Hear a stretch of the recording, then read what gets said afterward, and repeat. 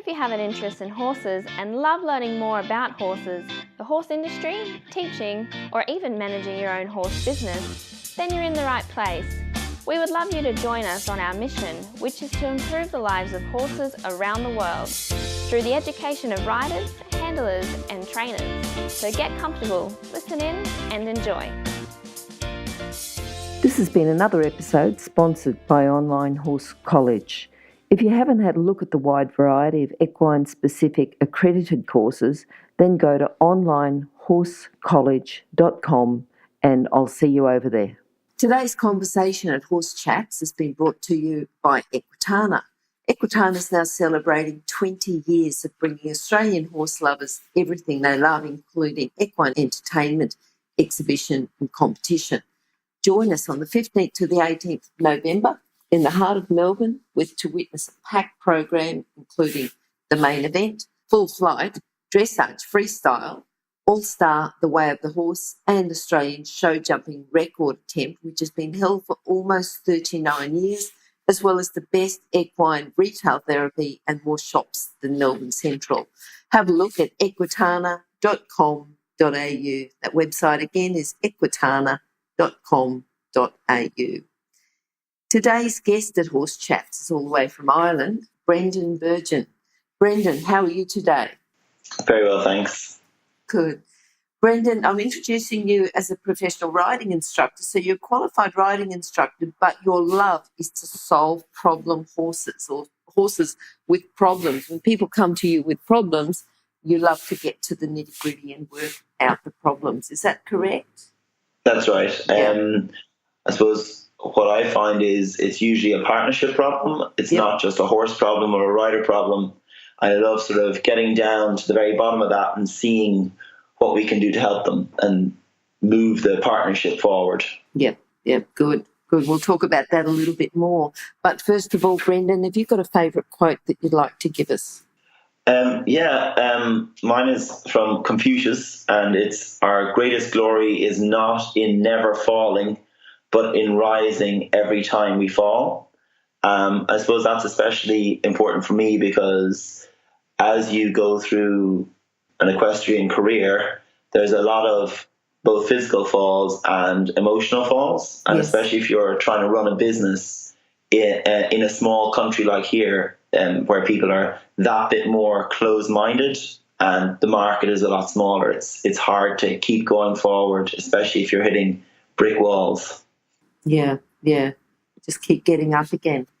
Well, that's it. It's interesting. I just read that somewhere online. Before I was talking to you, I was reading. I just can't quite go back to it now. But, yeah, it's a good quote. And amazing how the older quotes keep repeating themselves. You know, like it's an old quote, but a good one. Yeah, absolutely. Yeah. Now, Brendan, I know that you've been interested in horses since before you could walk or talk. Tell us, though, coming from a non-horsey family, tell us about one of your early memories with horses. It might have been the first time you rode, the first time you saw a horse, the first time, I don't know. You tell me. Okay. So the only person in my family who was interested in horses is my aunt, and she had a horse, and she used to mind me a lot because my parents worked. Yep. And she used to bring me up to her horse, and my earliest memory is, and there's a photo of it as well, so it just keeps jogging it back in my mind, is I'm there in my bib and my wellies, and I'm stirring something in a bucket. And I remember my aunt trying to take the wooden spoon back from me, and I didn't want to give back the wooden spoon because I wanted to go in with the bucket and the wooden spoon to the horse. I suppose that's my very, very first memory. And I think I'm like 2 or 3. I'm not exactly sure. Yeah. But that's my earliest memory of connecting with a horse. That's a good one. And the little 2-year-old, I can imagine just not wanting to take it back, not realising that. Yeah, well, the horses should eat it with a spoon, I think it was my thinking of the whole thing. Yeah. But and that horse was a horse that I learned a lot, like just about being around horses. And she was one of those, she was an Arab Connemara cross, and she was very tolerant of me and my little small person mannerisms. Like, I used to do dreadful things like run underneath her, and she would just stand solid as a rock. So, yeah. Yeah. Good, nice horse. Yeah, sounds like a nice horse. Yeah. From that and having a career with horses, was it just a logical step by step, or was it a particular event that made you want to work with horses? I suppose my original plan was that I wanted to be a vet, but I didn't actually get the points to become a vet, because over here we have a point system for getting into college, and it was actually probably the best thing that happened, because I'm much more suited to this job and career than I would have been to a veterinary career. So I always wanted to have a horse and be involved in horses, and it just, when I didn't get into veterinary, it was just a logical progression into becoming a riding instructor. I did a degree in equine science, well, animal science equine, but before I'd done that, I'd done my first level of coaching qualification, and was sort of teaching part-time in a local riding school and doing my degree and riding a few horses and traveling as much as I could in the summers to learn from different people. So it was a logical progression, but it was one where I could have gotten very stuck in a box. And I worked hard to try and not be stuck in a box, despite everyone over here thinking I was nuts traveling off to, I went to England and I went to Australia and I went to Denmark, to people who I maybe only met on the phone or whatever. So that was an interesting adventure. And that's good that you just kept going, kept learning, and obviously still are keeping learning. Yeah. To start, what do you think are the core skills or character traits that someone needs to commence in the horse industry? Is that mind, that inquisitive mind, always wanting to be learning? I think there's a couple of things. I think the first thing you have to have is you have to have the ability to tough it through, because it's not an easy industry. It's not well paid. You have to absolutely love it. So I think the first thing you have to have is that staying power to stick with it even when the going gets tough. And then the other thing is a real genuine love of the horse. Because there's lots of people who get involved in the equine industry and they think they love horses, but they don't love horses. They love the idea of power over something. And I think if you have that, I think you don't do right by the animal. And then the final thing is to always be striving to improve the welfare of the horses. I suppose that's something that I learned from Andrew McLean was, the best way to improve the welfare of horses is to understand them and understand how they learn. Because you hear, certainly over here, if you stand and you watch 20 people teaching, I guarantee you'll hear from at least 50% of them if the horse stops or refuses the fence to give the horse a belt, whereas, it doesn't work. Because they always invariably end up smacking the horse as the horse is moving away from the fence, which just makes the fence a scarier thing. So I suppose that's really important, is to always be thinking as much as possible from the horse's point of view, because our clients in riding schools don't have the knowledge to see what a welfare issue is. So when I teach a lot of kids, and from the very start, they learn the idea of releasing pressure.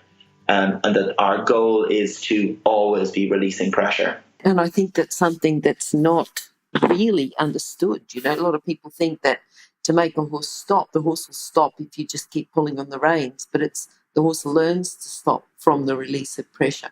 Yeah, and Andrew, the best thing I ever heard from Andrew was, I think it was my third day in Australia, and there was a party on.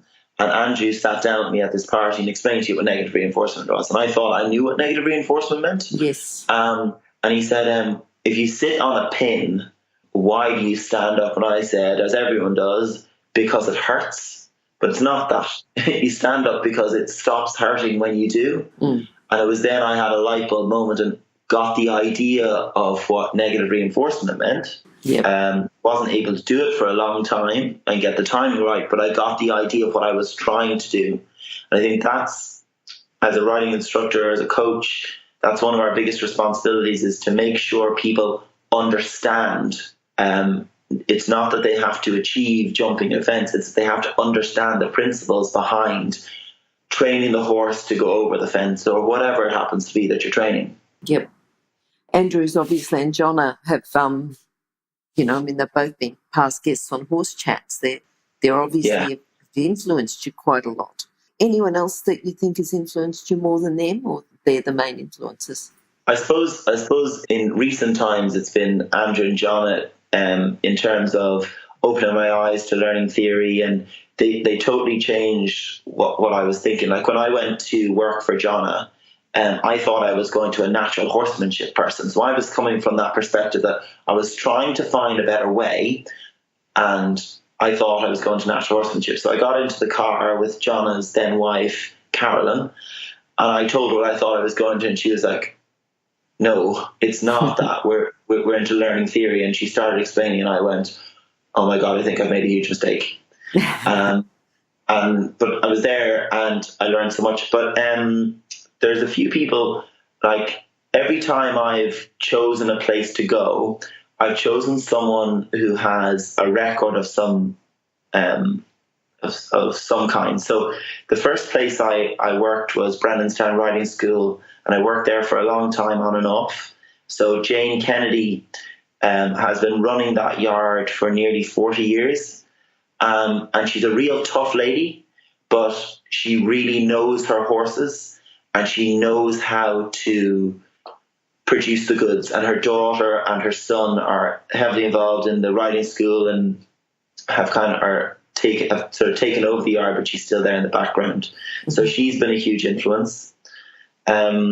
I went to England and worked for Rob Lovett and Tim Downs, who are both fellows of the BHS. And again, when I went there, I knew nothing, and my eyes opened for the first time. And then most recently, two people who've helped me the most are a lady called Carol Broad, who helped me get my BHSI qualification, which is, I think, analogous to your international level 3 qualification over there. Yep. And she was just, I'm a very high energy person, and she, I suppose, taught me to drop my energy and look at what's in front of me. And that really changed the way I was thinking. And the other person is William Micklem, who I trained a bit with coming up to my eye, and I've had sort of, I suppose, a professional relationship with on and off for quite some time. And he's like, I find some of his quotations brilliant. Like one that just comes to mind is to stand on the shoulders of giants. Yes. And I suppose I spend my time trying to find a giant whose shoulders I can stand on, because if you go to the best, you have a chance of getting better. Whereas if you go to someone who isn't the best, they might help you, but they don't have, certainly for me, they don't have what I'm looking for in a coach. Yep. So I suppose, I know that's a lot of people, but there's been so many people over the years, and I'm sure when people listen to this who know me, they'll go, well, why wasn't my name mentioned? But there's just so many. Everyone I've sort of met with horses has helped me along that roadmap. Yep. I forgot to ask you the best thing about working in the horse industry. I suppose the best thing I find now, like we bought our yard in 2013, and last year we had our first foal that we had bred, and this year we had 2 more. I suppose the best thing is looking at our young stock and thinking about what they're going to be in the future. And I suppose to a certain extent it doesn't matter really. Like we rescued a mare and foal 3 years ago from the pound.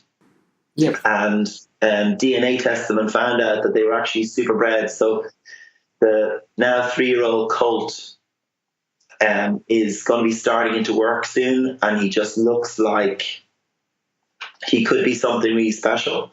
And it's lovely to feel that we brought him from, I think he was 6 months when he came. We brought him from 6 months to 3-year-old, and it's just really special to work with them from the very start. Yeah. And I have no idea what the future is going to hold for these young horses, but we really hope that they might end up in either the show jumping circuit or the eventing circuit. Maybe I might ride them, or my wife might ride them, I don't know, but it's that excitement of the future is, I suppose, is the best thing about working in the industry. And helping people. Like I teach a lot of clients with the likes of autism. Yes. And I have one client who I won't name. She's a child client, and she's verbal, but she has a huge difficulty in communicating with others. And she was in another riding centre where she was just basically led around, and we've come now to the point where she understands that how to make the horse go slower and go faster, and recognise when the horse is going too slow or too fast. I suppose those clients are the ones that are my favourites to teach, because it's so pure. It's, she's one of my biggest achievements. Do you know what I mean? Yes. And she's not a Grand Poobah competition rider. So yeah, that's all I was going to say is that your proudest moment. My proudest moment. I suppose so far my proudest moment was achieving the BHSI. Yep. Because it's such a rigorous exam, and I've actually failed every part of it a good few times. But every time I suppose, to go back to my quote, every time I've fallen, I've gotten up with a new realization of where I'm at. Yep. And where I need to go. Yep. And I suppose I really feel like now that I have it, that each time I've passed each section, I've actually really deserved it, and I feel I'm really there. Yes. Whereas if any of the times I'd failed, I'd passed, I wouldn't be the coach that I am now. Yep. So I suppose that's one of my proudest moments at the moment. I'm kind of hoping that there might be more proud moments to come, but so far I think that's my proudest moment. That's good. Now, I'm thinking about a horse who's influenced you, but it sounds like the foals are the ones that you're really keen on, the colt that you've got. Yeah, I'm really keen on him. Like, I think he's going to be really special. But the horse that's influenced me the most is, I have an 8-year-old mare who was the first horse I ever bought. I was 22. And was I 22? Yeah, I think it was 22. 8 rising 9-year-old mare, and I bought her as a young horse. And she's the roadmap of my errors and my successes. So she's straightforward in some ways, and she's difficult in others, in that she has a huge problem with becoming tense. So she was, in a way, completely the wrong purchase for a high energy person like me. But she's taught me to lower my energy and to soften what I'm doing.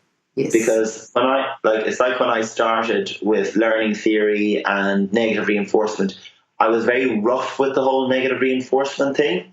And I thought, you're with the taps and stuff, that's how we get somewhere. Whereas she's a horse where I had to use really, really light pressure. Otherwise, it just blew the head off her. So she's influenced me a lot in understanding that every horse is individual, even if we're applying a systematic approach. Every horse is individual, and we've got to really read what the horse is giving you. Yeah. I think that's a big thing. Coming up to, you said that you'd achieved your BHSI. What do you think was the biggest thing that you learned in that process? To be humble. When I was younger, I was very gung-ho. I was very, when I got my first teaching qualification, I thought I knew everything, I think a lot of people do when they get their first teaching qualification. All of a sudden they're a qualified instructor, and they think they're out there ready to train Grand Prix and ready to take on the world's problems. But you're right. Please keep going. Yeah, so when I got my first teaching qualification, I went in and I started teaching my lessons. I started going, right, we're going to do high-level movements, and we're going to do this, and we're going to do that, we're going to do the other. And it was utter madness. I now find that if you look at all the top trainers, like I think of William Micklem, I think of Carol Broad, I think of Andrew, I think of Jonna, where they sort of meet the horse is in the basic responses, in the simple stuff. And I suppose I've started in the past, I suppose 2 or 3 years in the process of getting my PHSI, I started to realize that that's where the training is at. You know, if you're building a house, you build from the bottom and work upwards. So like, I suppose that was the biggest thing I learned, was to slow down and look. Mm-hmm. And I suppose I thought I was doing that, but then I actually wasn't. And as a coach, the really good coaches are the ones who are sitting quietly on the side, saying very little. And what they're saying is super useful. So I try to now, particularly with my one-on-one clients, it's much more difficult in groups, to ask questions and see what the client is bringing to the table, rather than bringing what I think needs to come to the table. Because what's amazing is the more I teach, the more I learn, even from people who maybe aren't as experienced as I am, but by asking them questions and seeing what they feel, I understand better. Mm. And I suppose this jumps me back to, I'm not a natural rider. I'm a produced rider. I'm a rider that it hasn't come naturally to me. I've had to really learn everything. So I think it makes me a better coach. And I suppose I'm always figuring out things that would just come naturally to, like, I used to work in Brownstown for Jane Kennedy and her daughter Louise Bloomer. Louise is a real natural rider. It comes to her naturally. And I could see her frustration when she used to teach me that I wasn't getting it. And then when it eventually broke through to me, I understood what she was saying, but it took a long time to be produced in that way. I suppose I find, because I've had to tough through those difficult times where I didn't get it, I feel I'm of help to people when they don't get it. Yep. I understand that. Yeah. And I think, you're not the first person. I think it's just generally understood that if you do take your time, if you are having problems on the way to achieve something, you are going to become a better coach or a better teacher. Yeah. What do you think is the biggest problem, the biggest misunderstanding, I suppose, with people and their horses? Thinking about the horses come to you. You've already said it's a partnership problem, but just go a little bit deeper with that. I suppose, so when I think about it, every problem that arises is nearly always a problem with communication. And I think the biggest problem we have is that people are too stuck with an idea. So if you take, for example, Travers. If someone's having a problem with Travers, it comes down to usually they're overcooking the leg aid, or they're too stiff in their hand and not letting the horse move forward. So what I try to do is, I come back to Andrew's idea of breaking things down into simple bite-sized chunks. And William Micklem says the same thing. Like, one of his, again, quotes is, simplicity, love laced with buckets of enthusiasm. So if you break things down simpler to, is it a turning problem? Is it a speed problem? There's nearly nothing that can't be solved. So I think back to my mare, who's difficult, and she's really good shoulder in, she's really good half pass, but she doesn't like Travers along the fence. So I've seen that a lot of times, that horses will half pass, horses will shoulder in, but Travers is a big problem. And it's nearly always because there's too much angle and the rider's too focused on putting the outside leg back. When I Travers my mare down the long side, now I hardly move my leg. because that's what works for her. She needs that communication. Yep. And then the other thing is that every horse, like every rider, has a sidedness. So she, for example, works really well on the right rein and doesn't like to turn left as much as she likes to turn right. So when you realize whether the horse has a sidedness or the rider has a sidedness, you can really help a lot. Because, we're all like strong with our left hand or our right hand or whatever, and the horses are strong in their left four-leg diagonal pair or their right four-leg diagonal pair. So once you can figure that out and get the rider to communicate effectively with the horse, a lot of the problems sort of disappear with simplicity and clarity, I think. If you're an equestrian coach or a horse riding instructor, or even if you aspire to be one, have a look at the free video series for horse riding instructors on the Horse Chats website. Go there now, have a look, horsechats.com. Brendan, have you got a book that you could recommend to our listeners just to complement what they've learned with you and just to generally complement their training?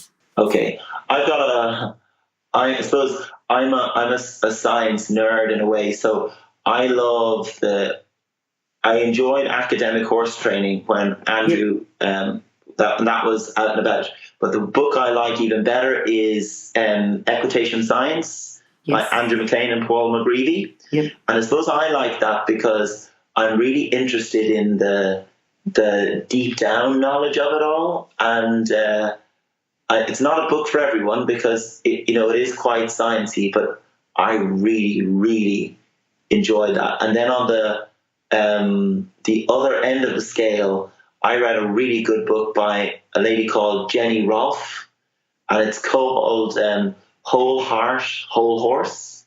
Mm-hmm. And I'm going to be giving you 3 books. Whole Heart, Whole Horse, okay. And it's all about how we have to have a deeper connection with our breathing. And I really enjoyed that. And it really, again, after working with Jonna and Andrew, it softened my approach and gave me back a little bit of fluffiness, which I think we all sort of need in our horse training. And then the last book that I really like is there's an American horseman called Mark Rashid, and he has a book called maybe that one was Whole Heart, Whole Horse. Yeah, that was Whole Heart, Whole Horse. And it's about how he tells a load of stories about how he overcame problems. I can't remember the name of Jenny Rolfe's book. Sorry, I know I'm babbling, but that's okay. What I'll get you to do is, as soon as you've got it, you can email it to us, and people can find that on horsechats.com/Brendan Bergin, and or else just go to horsechats.com, do a search for Brendan, and they'll find that. Yeah. That's okay. Because I have a full library of books, and I find I get drawn to a book, and I'll start reading it. Yeah. And I'm starting onto a new thing. Mark Rashid recommends Aikido for horse riders to blend with their horse. Yes. And tomorrow I'm starting my first Aikido class to see if it can help my horsemanship and help with my harmony with the horses.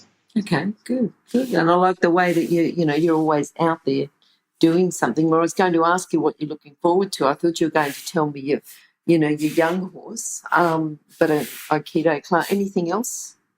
Well, I suppose things that I do for my riding are doing this Aikido thing. Yep.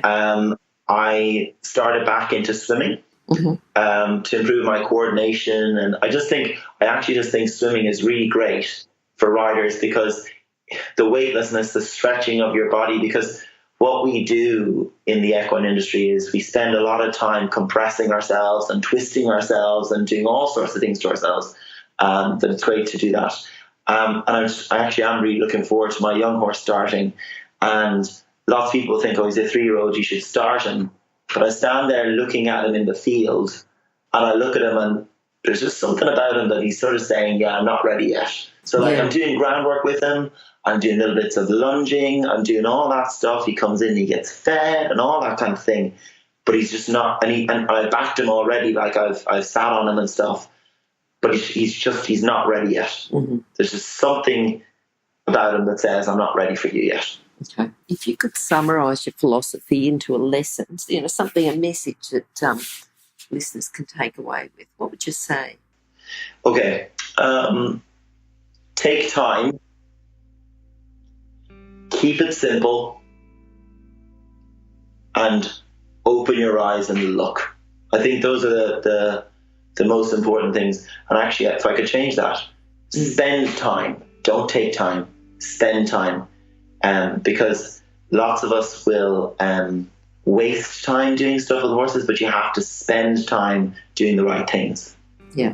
So I suppose that's the one of the key lessons, I think, is time, simplicity, and looking and I suppose that's one of the most important things, and I think that's the most important lesson that it took me. Like, I'm now 30, and it wasn't until I was about 29 until I sort of realised those sort of things, and I kind of wish I'd learned them earlier. But when you're younger, and you're gung ho, you don't think of those things. They're not important.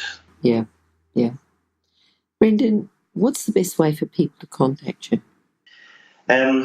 Email is probably the best way to get in touch with me, because if you ring me, I generally am up to my eyes teaching. So if you email info@berginequine.com, and then we also have a website, berginequine.com, which has lots of information on it about what we do and how we do it. Good. Those details will be on horsechats.com/Brendan Bergin, or go to horsechats.com, search for Brendan as well. Brendan, I'm really looking forward to talking to you again. I think you've got a lot of knowledge there, a lot of ideas, and I'd love to have you back. That's okay with you. That'd be great. And thanks so much for having me. It's been a pleasure. Okay. No worries. Talk to you soon then, Brendan. Bye-bye. Bye-bye. Now, if you're still there, you probably know that I'm absolutely passionate about education within the horse industry. That's why I host this podcast. My other venture is Online Horse College. Have a look now at onlinehorsecollege.com, and I'll see you over there. Remember that our comments and instructions are general in nature and do not take into consideration your individual horses or your individual ability and circumstances. If you enjoyed this podcast, then please leave your comment below.